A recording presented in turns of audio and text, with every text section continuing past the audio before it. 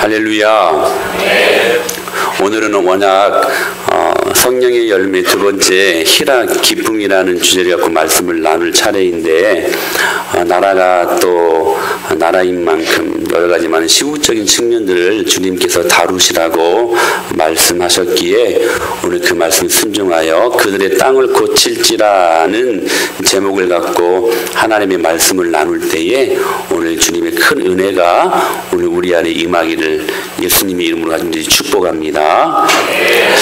메르스 바이러스 때문에 온통 나라가 혼란스럽습니다. 지금까지 확진 환자만 지금 시간까지 64명이고 감염 의심자가 1028명 정도 되고 3차 감염이 일어나면 안 되는데 31명이나 되고 사망은 지금까지 5명이 되었다고 합니다. 지금 격리자들이 2000여 명에 지금 이르는, 그럼에도 불구하고 한 명이 완치가 되어서 퇴원했다는 반가운 소식도 들리곤 합니다. 이 일 때문에 학교 또 유치원, 우리 구름성이 어린이집도 휴교 들어갔죠. 예. 학원들은 폐쇄되었고 경제는 완전히 지금 마비 지경에 이르게 되었습니다. 어제 우리 김상문 집사님한테 물어보니까 장사가 안 된대요. 사람들이 안 나와서. 제가 그제 친구들이 와서 예수일리에 가서 식사를 대접을 하는데 금요일 날이니까 사람들이 많아야 되거든요. 사람들이 없더라고요. 식당도 텅텅 비고 뭐 관광객도 현저하게 줄었다는 말을 듣곤 합니다. 무엇보다도 우리 안에 생기는 공포심과 두려움이 참 큰 것 같아요. 이게 참 실감이 나는데 여러분, 두려움을 유발케 하는 것들 중에 그 일로 말미암아 우리 안에 우울증이 생기고 잠을 못 자는 불면증도 생기곤 한답니다. 참 이 무서운 질병 앞에 우리가 어떻게 서야 될 것인가 하는 부분들을 주님께서 우리들에게 말씀하고 계신다는 사실들을 경험할 수 있게 됩니다. 저는 이 문제를 다루면서 결코 바이러스 이 현상적인 문제를 집중할 수 없었습니다. 왜냐하면 이 일들은 반드시 영적인 문제에 있기 때문에 그렇습니다. 하나님께서 오늘 우리에게 무언가를 말씀하고 싶으신 거예요. 나라적으로 이 전염병이 돌게 하셔서 우리를 아프게 한다는 사실들은 하나님께서 이 나라와 민족, 이 나라와 민족 안에 있는 교회들을 향하여 경고하시는 하나님의 메시지가 이 전염병 안에 반드시 있다는 사실들을 우리가 알 수 있어야 된다는 것이죠. 특별히 주님께서 우리에게 무엇을 말씀하고 싶으신 건가? 저는 오늘 주님께서 우리에게 부흥을 요구하신다고 확신합니다. 오늘 본문 역대하 7장은 솔로몬이 성전을 하나님께 봉헌해 드릴 때 하나님께서 이스라엘을 향하여 경고하시는 말씀이고 동시에 축복하시는 말씀이기도 합니다. 너희들이 주의 율례를 지키면, 그래서 하나님 앞에 영광을 올려드리면 순종하면 내가 여러 민족들 중에 너희들을 존귀케 하는 그러한 복을 주겠지만, 지금의 너희가 만일 돌아서서 내가 너희 앞에 둔 내 율례와 명령을 버리고 가서 다른 신들을 섬기면, 그들을 경배하면 내가 너희에게 준 땅에서 그 뿌리를 뽑아내어 내 이름을 위하여 거룩하게 한 이 성전을 내 앞에서 버려 모든 민족 중에 속담거리와 이야기거리가 되게 하시겠다고 하시는 축복의 말씀이 동시에 경고의 메시지를 전해주고 계신다는 거예요. 그때에 혹 내가 하늘을 닫고 비를 내리지 아니하거나, 혹 메뚜기들에게 토산을 먹게 하거나, 혹 전염병, 이 바이러스입니다. 전염병이 내 백성 가운데 유행하게 될 때에 내 이름으로 일컫는 내 백성이 그 악한 길에서 떠나 스스로 낮추고 기도하여 내 얼굴을 찾으면 내가 하늘에서 듣고 그들의 죄를 사하고 그들의 땅을 고치시겠다고 하시는 아버지 하나님의 말씀이신 것입니다. 우리는 이 말씀 앞에 무엇이 부흥이고 또한 부흥은 언제 필요하고 또 우리가 부흥하려면 어떻게 해야 할 것인가에 대한 답을 알 수가 있게 됩니다. 첫째, 부흥이란 무엇일까 하는 것입니다. 14절 하반절에 이렇게 말씀하고 있어요. 내가 하늘에서 듣고 그들의 죄를 사하고 그들의 땅을 고칠지라 라고 말씀하고 계십니다. 다시 말씀드리면 부흥이란 어떤 수적인 교회 성장학적인 측면에서의 부흥이 아니라 다시 리바이벌, 다시 살아나는 것, 이것을 성경에서는 부흥이라고 말씀하고 계신다는 거예요. 나사로에게 예수님께서 말씀하셨던 것처럼 나사로야 살아나라, 그리고 그 무덤에서 나오너라 하실 때에 나사로가 다시 살아나고 그래서 다시 그 무덤 문을 제끼고 걸어 나오는 것, 이것이 부흥이라고 성령은 말씀하고 있다는 사실입니다. 에스겔 37장에 보게 되면 그 이스라엘의 부흥의 환상을 보여주잖아요.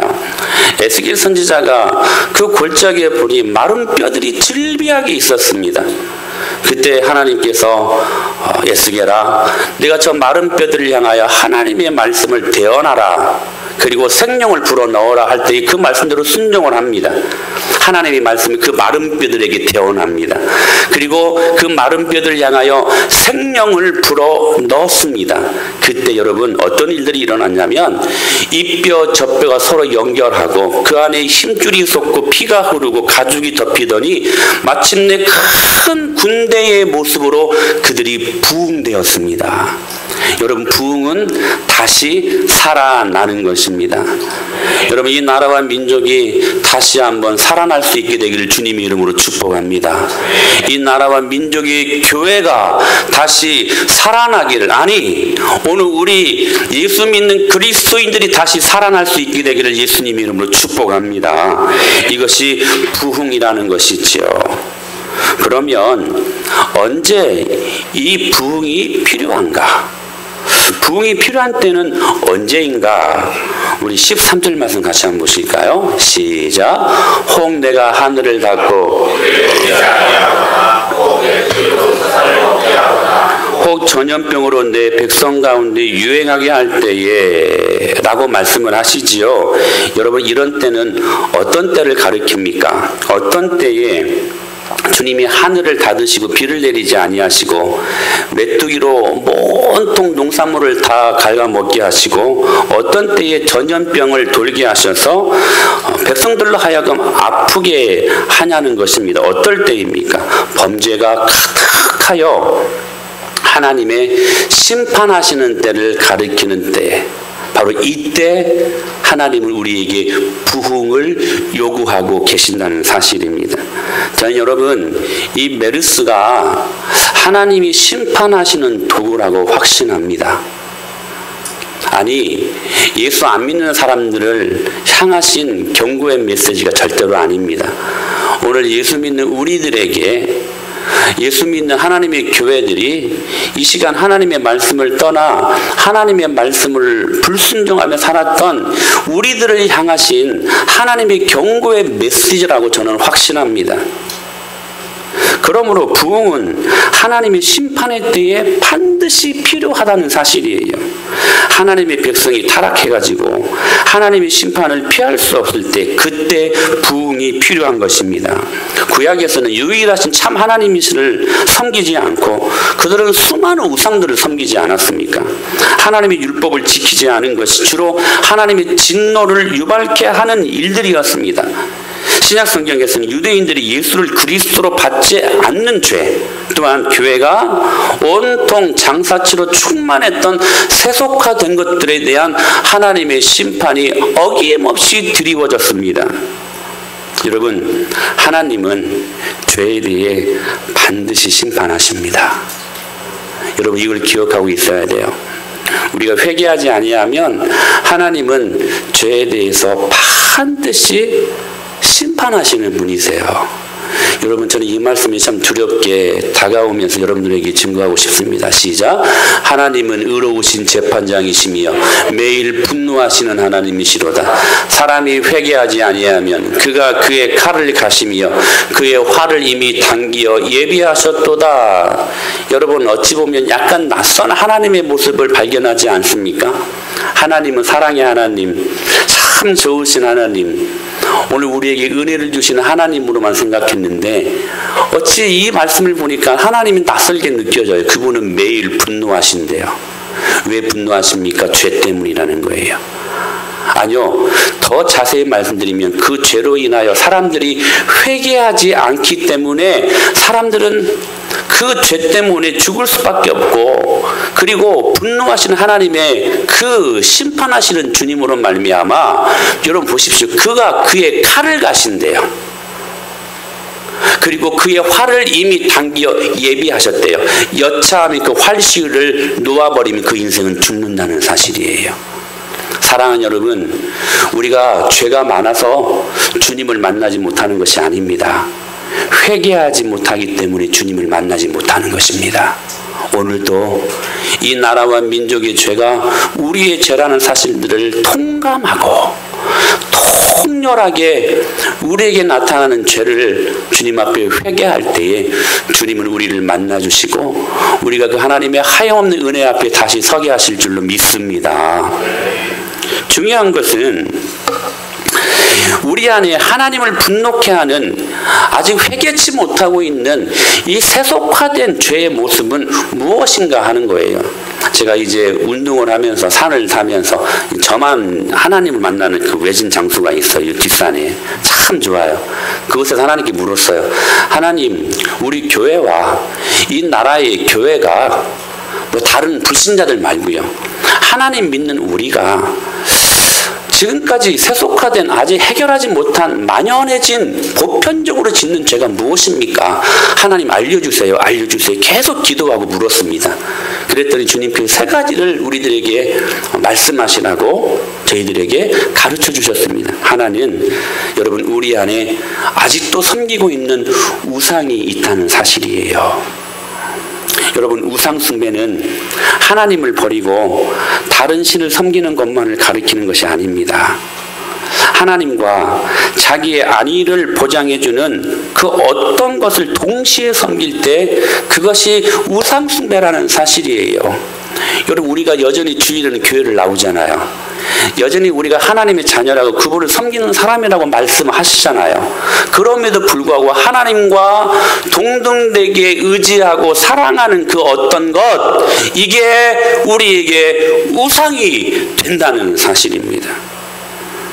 저는 이 시대의 성도들이 가장 잘 섬기는 우상을 제가 계속해서 지금 말씀드렸지요. 저는 인본주의라고 생각합니다. 사람이 중심이 되는 삶. 우리 안에 예수 그리스도가 주인 되시고 머리 되셔야 되는, 그래서 우리 삶을 그분이 온통 이끌어 가시고 우리의 손을 붙잡고 그분이 우리를 드라이빙 하셔야 되는데, 내 자신이 생각하고 오늘 또 내 고집과 판단과 결정으로 말미암아 철저하게 내 중심적인 삶을 사는 것, 이게 인본주의라는 거예요. 여러분, 이 인본주의 때문에 우리는 자기 자신을 너무나 많이 사랑합니다. 여러분, 그러지 않습니까? 자신의 생각을 하나님 말씀보다 너무 신뢰해요. 자신의 경험을 하나님보다 너무나 더 많이 의지하고 있는 우리들의 모습 아니냐 하는 거예요. 자신의 행동을 너무나 합리화시키고 너무나 정당화시키는 우리들의 모습이 아니냐 하는 것입니다. 여러분, 이것은 다 빗나간 자기 사랑입니다. 그러니 여러분, 무엇 못합니까? 기도를 못하는 거예요. 여러분, 온통 자기 자신이 중심이 되어서 생활하고 살아가는데 어떤 사람들이 여러분 기도할 수 있겠습니까? 이 사람들의 신은, 이 사람들의 하나님은 자기 자신의 배입니다. 자기 배만 배부르면 되는 거예요. 더 이상 다른 것들이 보이지 않는 거예요. 그래서 저희의 신은 배다라고 그렇게 말씀하잖아요.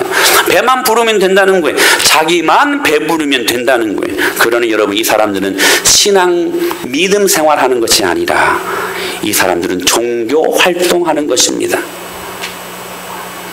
그냥 학교에서 동아리 활동 있잖아요. 서클 활동 있잖아요. 그냥 재미로 하는 거. 이 사람들에게는 여러분 신앙생활을 말할 수 없습니다. 이 사람들은 정확히 종교 활동을 하는 것입니다.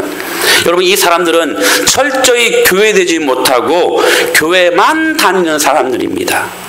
저는 여러분들에게 말씀드리고 싶어요. 여러분 교회에 다니지 마시고 교회 되시기를 주님의 이름으로 축복합니다.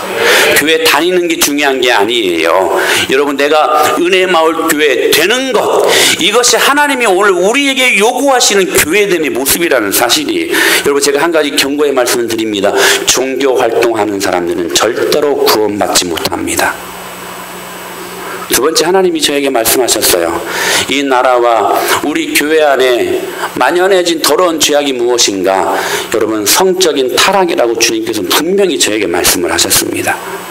여러분 우리 안에 얼마나 많은 음란의 영 때문에 가정이 무너지고, 우리들 생각들 속에 뭐 남자라면 뭐 다른 여자와 한번 잠자리 하는 거 그거 그냥 이해해 주는 거 그거 보통이라고 생각하는, 아니 그들의 삶은 뭐 그렇게 음란한 삶을 살아도 그들의 삶이니까 그냥 눈 감아줘 버리는 우리의 이 음란한 생각과, 남편이 다른 아내가 눈에 들어오고 아내가 다른 남편이 눈에 들어오고, 이러한 우리 가정 안에 들어와 있는 더러운 음란한 그 성적인 타락이 우리 안에 너무나 많이 만연해 있다라는 사실입니다. 6월 9일 내일 모레지요. 시청 광장 앞에서, 서울시청 광장 앞에서 퀴어 문화축제가 일어난다고 합니다. 이것은 동성 연애자들의 페스티벌 축제라고 하는 것이죠. 제가 한번 여러분 동영상을 보여드리고 싶었는데 너무나 선정적이어가지고 이 동영상을 보여줄 수가 없었습니다. 오히려 더 은혜가 안 될까봐. 여러분 남자가 남자를, 여자가 여자를 취하는 이런 일들을 옛날에는 그래서 숨어서 했거든요.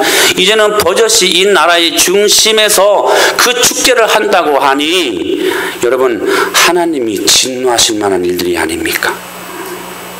여러분 기억하십시오. 이 문제가 그냥 허용이 돼버리면 여러분 이 모든 음란한 영들이 우리 청소년들, 우리 자녀들에게까지 여러분 그 음란한 영이 지배할 수 있다는 사실이에요. 여러분 이 모든 부분들을 영적인 눈으로 볼 수 있게 되기를 주님의 이름으로 축원합니다. 여러분 그들의 문화니까, 그들의 인권이니까, 예수 믿는 사람들도 그들의 인권이니 그들의 문화니 하면서 그것들을 허용해버려요. 여러분 하나님이 아니라고 하면 아니라고 말할 수 있는 우리 은혜마을교회 교인들 될 수 있게 되기를 축원합니다. 여러분 하나님이 아니면 아닌 거예요.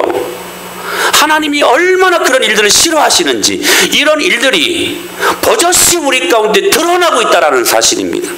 여러분 기도로 말미암아 이 모든 더러운 축제를 예수님의 이름으로 우리가 차단시키실 수 있게 되길 예수님의 이름으로 축원합니다. 적어도 여러분 교회는 이 해법을 제시할 수 있어야 돼요. 여러분 우리가 그냥 이 흥덕마을에 자리 잡고 있는 한 작은 교회가 아니에요. 오늘도 우리가 깨어있고 우리만큼이라도 회개하며 주님의 음성을 들을 수 있다면 이 시대와 이 민족과 열방을 우리를 통하여 주님께서는 일하실 줄로 믿습니다. 주님이 일하세요. 주님이 우리를 주목하실 것입니다. 세 번째, 우리 안에 있는 이 더러운 세속화된 죄가 무엇인가? 맘모니즘이라는 거예요. 돈 귀신이라는 것이죠. 우리는 너무나 돈을 좋아합니다. 하나님 사랑한다고 하지만 돈 문제가 다 결부되어 버리면 하나님 잠깐만요 하고 돈을 더 사랑하는 우리들의 모습이 아니었느냐 하는 거예요. 아니요, 세상 사람들이 돈을 사랑하는 것은 너무나 당연한 거예요. 그거 갖고 뭐라고 하는 게 아닙니다. 그러나 하나님을 사랑해야 될 그리스도인들마저도 하나님보다 돈을 너무 많이 사랑하고 있다는 사실이에요. 한국 교회 목사님들이 너무나 많이 돈을 사랑합니다. 한국 교회가 돈을 너무 많이 사랑한다는 사실이에요. 여러분 돈을 사랑함이 일만 악의 뿌리라고 말씀하시지 않았습니까? 우리는 때로 돈 때문에 염려합니다. 돈 때문에 걱정하고 돈 때문에 내 미래에 대한 확신이 없어가지고 여러분 하나님이 함께 하시면 우리 미래가 왜 여러분 걱정이 되고 염려가 됩니까? 여러분 하나님이 함께 하심으로 여러분의 모든 장래일을 주님이 책임져 주실 줄로 믿습니다. 그런데 내 안에 돈 때문에 염려하니까 내 미래까지도 염려의 카테고리 안에 담고 있다는 사실이에요. 저는 여러분들이 묻고 싶습니다. 여러분이 하나님의 나라와 영광을 위하여 교회를 위하여 염려해 보신 적 있으십니까? 우리는 돈 때문에 너무나 많이 염려해요. 돈을 너무나 많이 사랑합니다. 예수님이 우리의 힘이신데 돈이 우리의 주인이요 힘이라고 생각합니다. 나사렛 예수의 능력은 사라졌고 은과 금이 우리의 능력이라고 생각하는 우리들의 팽배해진 이 세속화된 사고방식 때문에 하나님은 심판하시기를 결단하셨다는 사실이에요. 사랑하는 여러분, 교회가 세속화될 때에 유럽의 수많은 교회들이 여러분 그냥 와장창창 무너지지 않았습니까? 교회는 분명히 세상과 달라야 합니다. 할렐루야. 교회는 세상과 똑같으면 안 돼요. 여러분 세상 사람들이 교회에 무엇인가 다른 모습이 있을 때에 복음에 놀란 그 위엄과 권위를 느낄 때에 하나님 앞에 나와 구원받을 수 있는 것이지 교회가 세상과 똑같으면 여러분 그들이 무엇으로 메리트를 느끼겠습니까? 자신들의 생각과 자신들의 사고와 자신들의 가치와 똑같은데 무엇은 다른 것을 볼 수 있겠느냐 하는 거예요. 사랑하는 여러분, 교회는 세상과 달라야만 합니다. 그러므로 이런 우리에게 하나님 아버지께서 다시 살아나라, 할렐루야, 다시 살아나라 부흥하기를 오늘 우리에게 요구하신다는 사실입니다. 그렇다면 여러분 아주 중요한 메시지입니다. 어디에서 이 부흥이 일어나냐 하는 거예요. 이 부흥의 근원지가 어디냐는 것입니다. 여러분 14절 말씀을 보실까요? 시작. 할렐루야. 내 이름으로 일컫는 내 백성 안에서 이 부흥은 이루어지는 것입니다. 하나님의 백성이 되었음에도 불구하고 계속해서 하나님께 불순종하고 우상을 섬기고 하나님을 떠나 자기 마음대로 사는 사람들, 여기서 하나님은 교회를 내 백성이라고 지칭하고 있어요. 교회는 내 백성은 교회라는 것입니다. 여러분 그러므로 이 메르스는 세상을 향한 경고의 메시지가 절대로 아닙니다. 하나님의 이름으로 일컫는 하나님의 백성들, 즉 교회로서 교회 역할을 감당하지 못한 교회들을 향하신 경고의 심판의 메시지라는 사실들을 우리가 인지할 수 있어야 된다는 사실이에요. 그러므로 여러분 부흥은 교회를 통해서 일어납니다. 세상의 모든 문제는 여러분 교회를 통해 해결됨을 믿으시길 바랍니다. 솔로몬이 성전을 건축하고 봉헌할 때 솔로몬에게 하나님께서 성전의 위대한 영광을 어떻게 약속하셨냐면 이렇게 약속하셨습니다. 시작. 밤에 여호와께서 솔로몬에게 나타나사 내게 제사하는 성전을 삼았으니, 여러분 이곳을 택하여 무엇을 삼으셨다? 성전을 삼으셨다. 교회입니다. 비록 지금도 더럽혀져 있고 비록 하나님의 백성으로 그 사명을 감당하지 못한 교회의 모습이지만 그럼에도 불구하고 여러분 이 땅의 소망은 교회 안에 있습니다. 그 교회를 주님께서 다시 고치셔서 다시 회복시키셔서 그 교회를 통해 이 하나님의 영광을 선포하기를 원하신다는 사실이에요. 15절 16절 말씀 보실까요? 시작. 이제 이곳에서 하는 기도에 내가 눈을 들고 귀를 기울이리니 이는 내가 이미 이 성전을 택하고 거룩하게 하여 내 이름을 여기에 영원히 있게 하였습니다. 내 눈과 내 마음이 항상 여기에 있으리라. 할렐루야. 여러분 하나님의 교회는 여러분 하나님의 눈과 하나님의 마음이 항상 존재하는 곳이래요. 무엇이요? 교회가.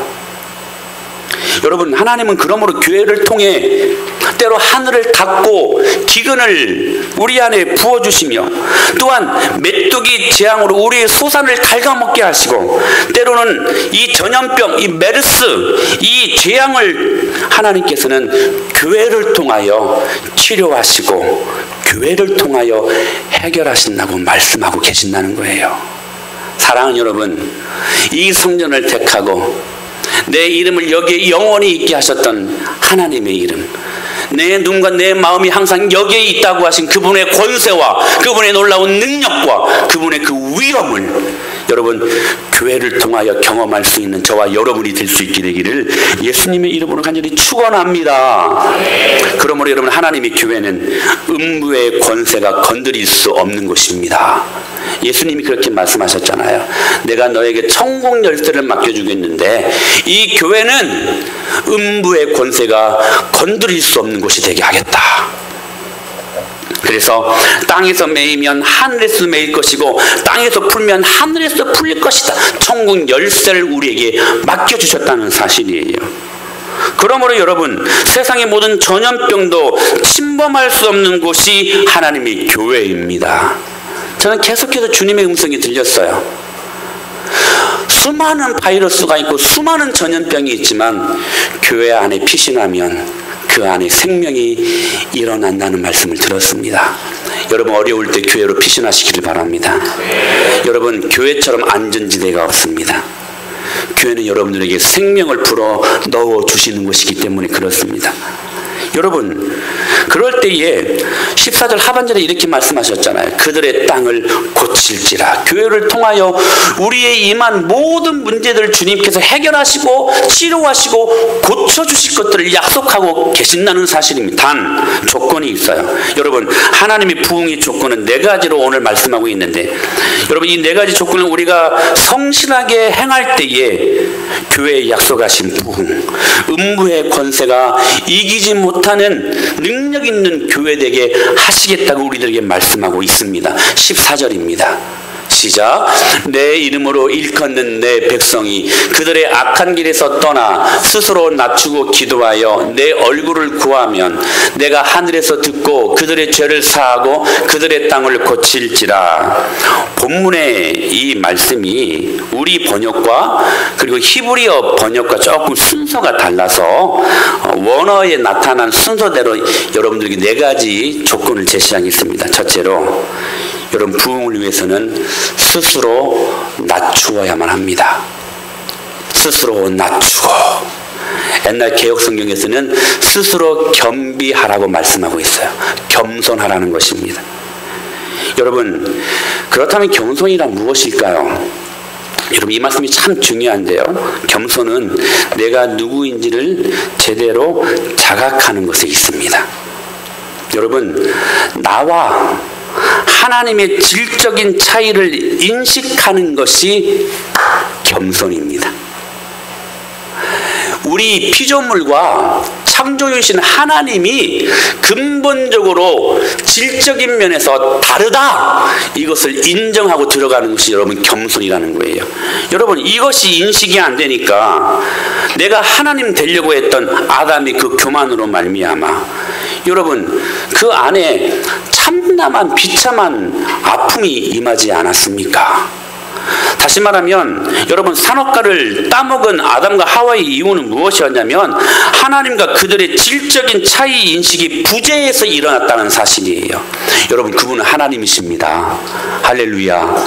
그분의 하나님 되심을 여러분 인정하시길 주님 이름으로 축원합니다. 우리는 그에 비하면 여러분 한낱 미물에 불과한, 그래서 우리는 버러지 같은 존재라고 말씀하고 있잖아요. 너 지렁이 같은 야곱아, 그렇게 말씀하잖아요. 여러분, 하나님은 창조주이시고 나는 피조물이라는 사실들을 결코 잊어버려서는 안 된다는 거예요. 여러분, 이게 없으면 여러분 회개도 용서도 부흥도 일어날 수 없는 것입니다. 그런데 여러분, 여기서 참 주목해야 될 것은 뭐냐면 겸비하기 위해, 스스로 낮추기 위하여 기도하라는 것이 아니라 스스로 결단해서 겸비하라고 오늘 성경은 말씀하고 있습니다. 하나님 앞에 우리의 의지적인 순종의 결단을 통하여서 우리 마음의 무릎을 꿇고 그리고 우리의 무릎을 꿇으라는 것이에요. 거기에 근본적인 치유책이 있다는 것을 말씀하고 있는 것입니다. 그래서 여러분 야고보서 4장 10절에서 이렇게 말씀하고 있어요. 주 앞에서 낮추라 명령하고 있어요. 여러분 명령에는 순종만 있을 뿐입니다. 베드로전서 5장 6절에서 이렇게 말씀하고 있어요. 그러므로 하나님의 능하신 손 아래에서 겸손하라 명령하고 있어요. 그러므로 여러분 겸손이라고 하는 것은 그냥 손을 비비고 앉아 있으라는 말이 결코 아니에요. 능동적으로 거룩하신 그 하나님, 창조주이신 그 하나님을 바라볼 때 자기 자신이 얼마만큼 나쁜 죄인인가, 자기 자신이 얼마만큼 치료받지 못할 병자인가를 자각하는 것, 이것이 겸손이라는 거예요. 그때만이 그 사람은 용서받을 수 있고 치유될 수 있는 것입니다. 여러분 환자가 병자임을 자각하고 의사 앞에 나아갈 때 치료되는 것처럼 성도들은 겸손하게 자신이 죄인됨을 고백하며 주님 앞에 나아갈 때에 하나님의 어메이징 그레이스, 놀라운 은혜가 우리들 가슴 안에 여러분 일어날 줄로 믿습니다.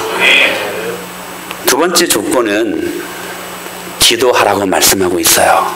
스스로 낮추고 기도하여. 여러분 기도는 겸손과 매우 밀접한 관련이 있지 않습니까? 사람이 기도하려고 하면 먼저 겸손해야만 합니다. 그리고 겸손한 사람들은 기도하게 되어 있습니다. 기도는 그러므로 우리 인생에 할 수 있는 최상의 겸손의 표현입니다. 여러분 기도는 내가 의롭지 않다는 것을 인식하고 내가 죄인됨을 인식하는 것에서부터 나오는 것입니다. 내가 죄인이라는 거예요. 또한 내 힘과 내 능력으로는 문제를 해결하지 못한다는 것, 절대자의 절대적인 도움이 필요하다는 것에 대한 인식에서부터 일어나는 것이 기도라는 거예요. 그래서 여러분 겸손한 자만 기도할 수 있고 여러분 기도하는 사람들은 겸손한 사람들이라는 거예요. 역으로 말하면 지금 내가 기도하지 않고 내가 내 힘으로 살아가는 것은 여러분 내가 겸손하지 않다는 증거라는 것입니다. 여러분 실제로 자신이 죄인임을 깊이 인식하지 못하고 또 하나님의 직접적인 도움이 없어도 내 힘으로 잘 먹고 잘 살 수 있다는 것, 여러분 이것이 교만 아닙니까? 그러므로 여러분 우리가 왜 기도하지 못합니까? 힘들어서요? 바빠서요? 피곤해서요? 작은 이유는 될 수 있습니다. 그러나 여러분 정말 근원적으로 여러분 기도하지 못하는 이유는 어디 있냐면 여러분 교만하기 때문입니다. 교만하기 때문에 기도하지 못하는 거예요. 인간은 피조물이기 때문에 절대자이신 창조주 하나님과 온전한 관계 없이는 여러분 한시도 살 수 없는 존재들입니다. 그것을 인정하면 기도가 나올 수밖에 없다는 것이죠. 여러분 기도는 무엇을 요구하는 것이 아닙니다. 하나님께 내 자신의 현재 모습을 솔직히 내어놓고 그분의 자비를 구하는 것이 여러분 기도 아닙니까? 사랑하는 여러분, 그러므로 저는 이 메르스가 더 이상 확산이 안 되고 오늘 이 일로는 말미암아 완전히 차단되는 귀한 축복을 경험하기 위해서는 우리 믿는 사람이 여러분 먼저 기도의 영광을 회복할 수 있어야 된다고 저는 확신합니다. 여러분 거기에 문제 해결이 있습니다. 여러분 역대하 7장 1절을 보십시오. 시작. 솔로몬이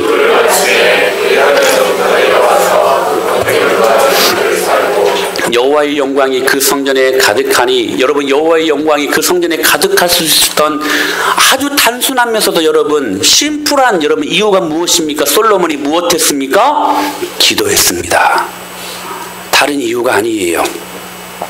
솔로몬이 기도를 마치고 하늘에서 불이 떨어졌습니다.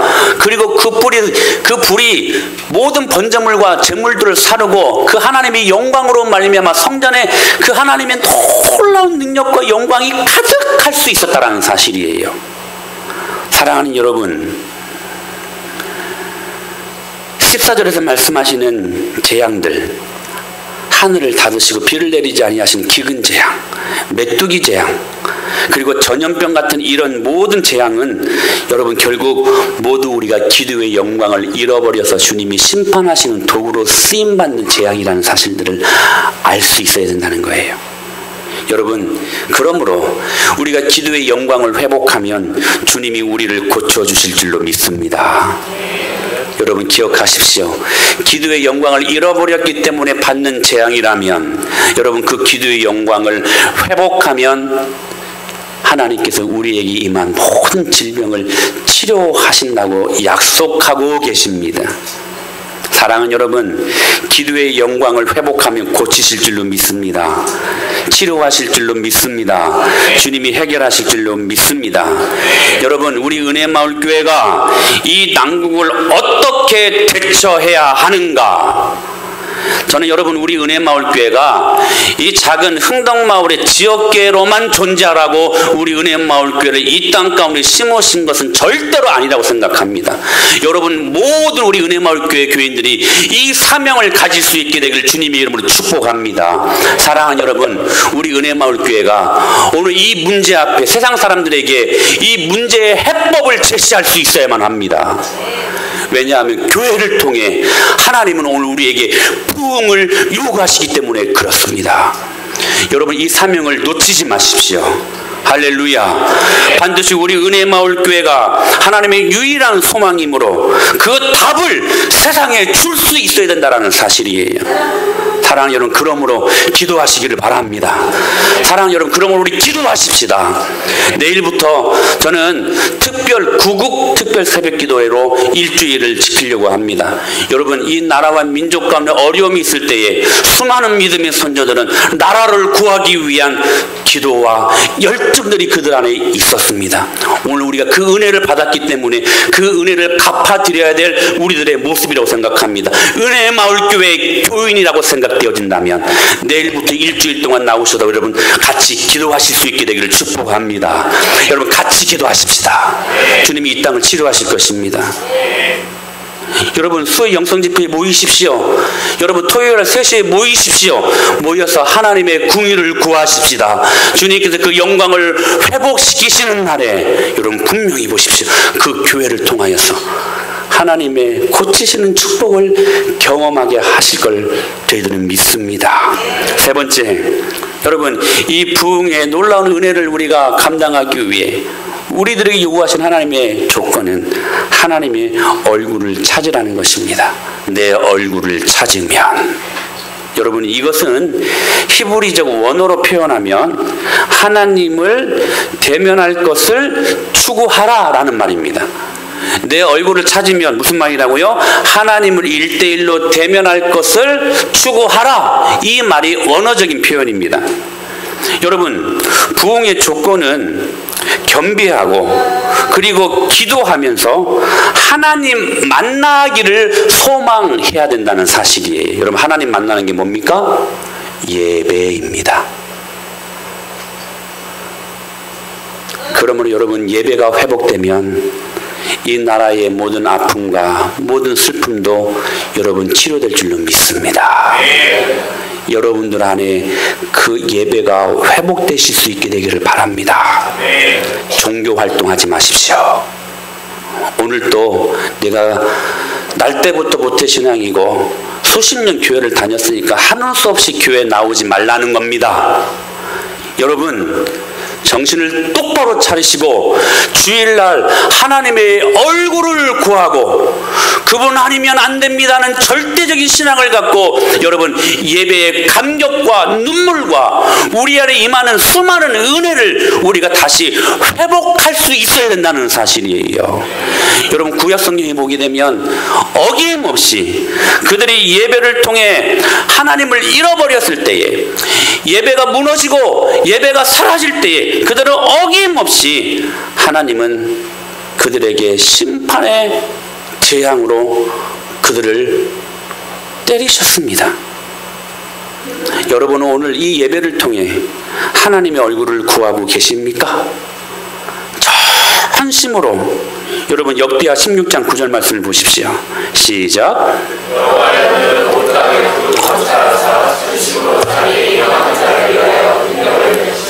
보십시오. 여호와의 눈은 온 땅을 두루 감찰하고 오늘도 그 하나님의 눈은 온 땅을 두루 감찰하실 줄로 믿습니다. 그리고 전심으로 자기에게 향하는 자, 예배하는 자들을 의미하는 겁니다.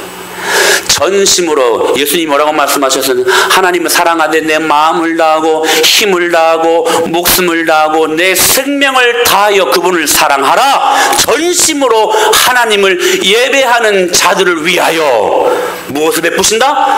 능력을 베푸신대요. 할렐루야. 여러분, 종교개혁은 16세기 암흑기로 임했던 여러분 교회의 그 어두움을 일으키는 예배의 회복운동이 있었습니다. 예배가 살아날 때에 여러분 우리가 살아날 줄로 믿습니다. 다른 사람들 탓하지 말자고요. 내가 정말 예배의 회복이 있고 내 안에 예배의 감격과 기쁨이 있는가? 내가 그분을 전심으로 사랑하며 그분을 의지하며 오늘 이 예배 자리에 내가 앉아 있는가? 여러분 그거 체크하자는 말입니다. 여러분 우리가 예배가 회복되면 여러분 우리가 살아날 줄로 믿습니다. 우리 교회가 여러분 예배가 살아나면 이 나라의 모든 아픔도 주님이 치료하시고 고쳐주실 줄로 믿습니다. 여러분 분명한 사실이에요. 분명한 사실이에요. 여러분 이 비전을 가지실 수 있게 되길 축복합니다. 여러분 하나님께서 이 흥덕마을의 작은 교회 몇 명 안 모이는 교회라고 여러분 하나님께서 우리의 기도를 외면치 하시는 분이 아니시라는 사실이에요. 기억하세요. 여러분 하나님은 많은 대형교회 여러분 그 큰 교회들을 주목하는 교회가 하나님이 아니시라는 거예요. 몇 명 보이지 않지만 그러나 오늘도 깨어있고 하나님 말씀 앞에 회개하며 그분의 얼굴을 구할 수 있다면 여러분 기억하십시오. 오늘 우리를 통하여 주님 반드시 일하실 줄 믿습니다. 여러분 소돔 땅이 의인 몇 명이 없어서 여러분 망했습니까? 10명이 없어서 망했죠. 예레미야 말씀을 보게 되면 여러분 예루살렘 성전이 여러분 의인 몇 명이 없어서 여러분 답이 나와 있네. 몇 명이 없어서 여러분 무너졌습니까? 한 명 없어서 무너졌습니다. 그 말은 역으로 말하면 기도하는 의인 하나님 앞에 전심으로 예배하는 의인 한 사람만 있었어도 예루살렘을 주님께서 망하지 않게 하셨다는 거예요. 기도하는 예배하는 의인 10명만 있었어도 소돔 땅 주님이 망하시지 않게 하셨다는 사실입니다. 그런데 그 한 명이 없었어요. 그런데 그 10명이 없었습니다. 사랑하는 여러분 이 말씀을 다른 말로 말하면 오늘 내 한 사람이 여러분 깨어있는 회개에 여러분 절실한 간절한 몸부림치는 여러분 기도는 여러분 이 흥덕마을의 무게와도 같다는 사실이에요. 믿습니까? 여러분 우리 한 사람이 기도할 수 있다면 그 한 사람의 기도가 이 나라와 민족의 무게와도 같다는 사실이에요. 그러니 여러분 우리가 기도하지 않겠습니까? 내가 깨어서 기도하면 주님이 이 땅을 고치신다는데. 사랑하는 여러분 오늘 우리의 예배가 살아날 때 이 부흥의 영광을 경험할 수 있게 되기를 축복합니다. 마지막 네 번째로 악한 길에서 떠나라고 말씀하고 있어요. 내 이름으로 일컫는 내 백성이 그들의 악한 길에서 떠나. 그러니까 원어 성경에서는 이게 가장 마지막에 들어있어요. 우리 번역된 성경에서는 처음 들어와 있는데 부흥의 조건 중에 마지막 것이 무엇이냐면 그 악한 길에서 떠나라는 거예요. 여러분 이것이 너무 중요한 말씀인데 바로 이것이 우리가 산신령과 용왕님을 섬기는 것과 하나님을 섬기는 것의 결정적인 차이라는 사실이에요.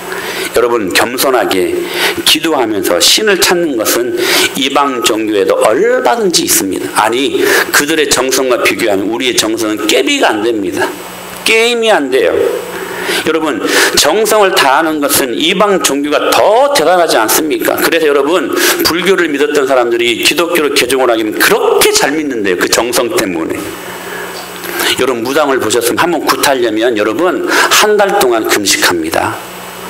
그리고 목욕제기하고 작두를 한번 타려면 그렇게 많은 정성을 들여요.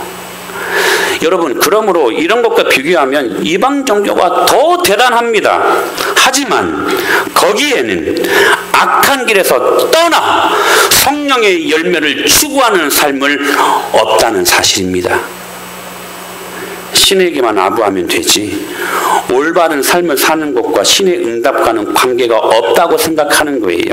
여러분, 성경은 우리 지난주에도 말씀을 살핀 대로 열매로 그들을 알리라고 말씀하고 계십니다.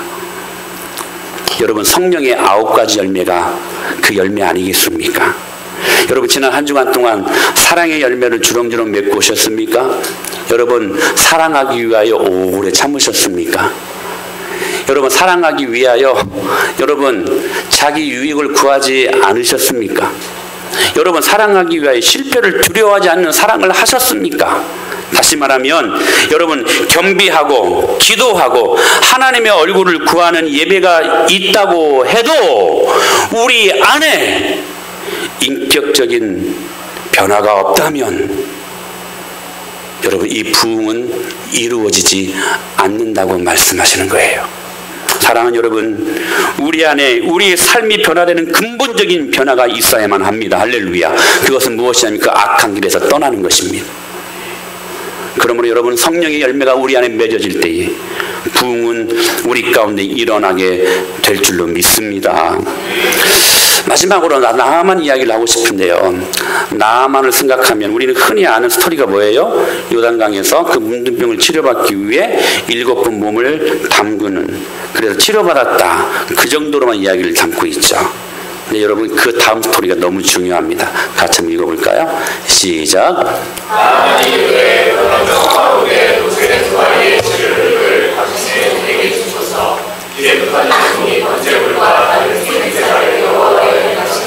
드리지 아니하고 다만 여호와께 드리겠나이다.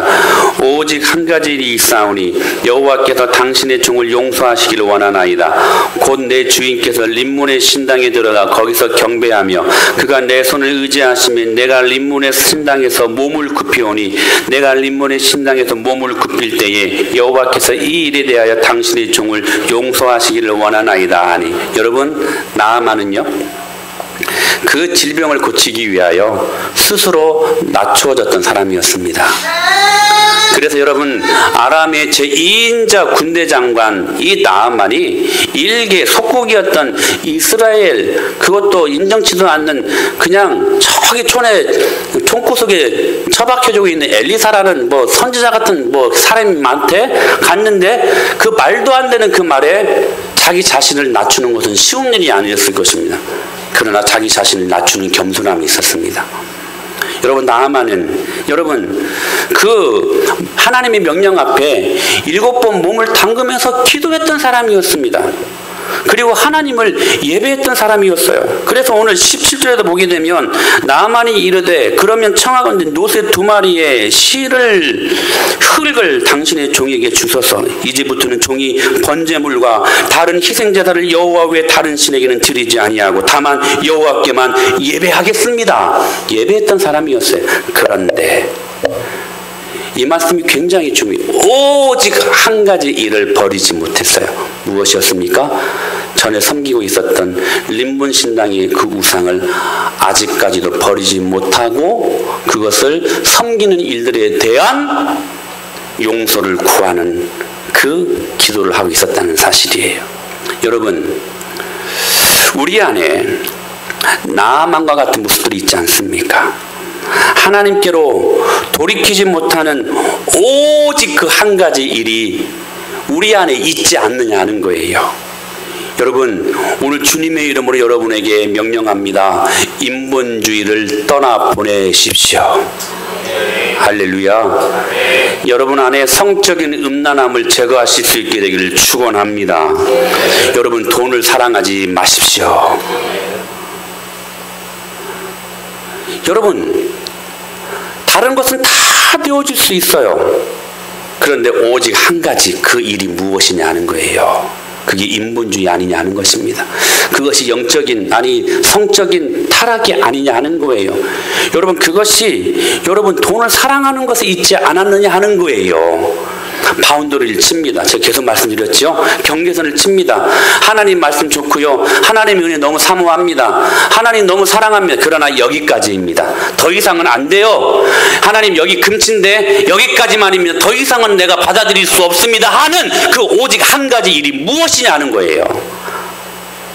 그것까지 주님 앞에 드릴 때에, 그것까지, 그 악한 것까지 주님 앞에 드리며 그 악한 길에서 떠날 때에 여러분 부흥은 우리 안에 일어나게 될 줄로 믿습니다.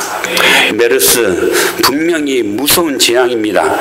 그러나 여러분이 느끼시든 느끼시지 못하든 죄는 메르스 바이러스보다 훨씬 더 무서운 바이러스를 갖고 있습니다. 여러분 메르스 바이러스에 걸리면 치사율이 40%라고 하죠. 여러분 이 죄의 바이러스에 감염되면 100% 죽습니다. 100% 죽어요. 이 죄가 전염시키는 바이러스는 여러분 지금까지 수십억 명을 죽였고, 아니 수백억 명을 죽였고, 앞으로도 그렇게 이 죄는 그 바이러스로 말미암아 사람들을 죽일 것입니다. 여러분 이 일을 위해 예수님께서 우리에게 오셨고, 할렐루야, 이 일을 위해 십자가로 모든 죄를 다 구속하시지 않았습니까? 사랑하는 여러분, 오늘 이 시간 주님의 말씀 앞에 우리가 스스로 낮추고 겸비하여 또한 기도하고 주님의 얼굴을 찾는 예배가 일어나고 악한 길에서 떠날 때에 주님이 오늘 우리에게 부어주실 축복 여러분 기대하실 수 있게 되기를 주님의 이름으로 축원합니다. 그럴 때 여러분 14절에 이렇게 말씀하셨죠. 다 같이 그들의 시작, 그들의 죄를 사하고 그들의 땅을 고칠지라. 할렐루야. 하나님 아버지의 말씀 약속이십니다. 그 땅을 고치십니다. 우리 은혜마을교회가 이 사명감을 갖고 이번 한 주간 동안 깨어서 기도할 수 있는 저와 여러분이 될 수 있게 되기를 살아계신 예수님의 이름으로 간절히 축원합니다.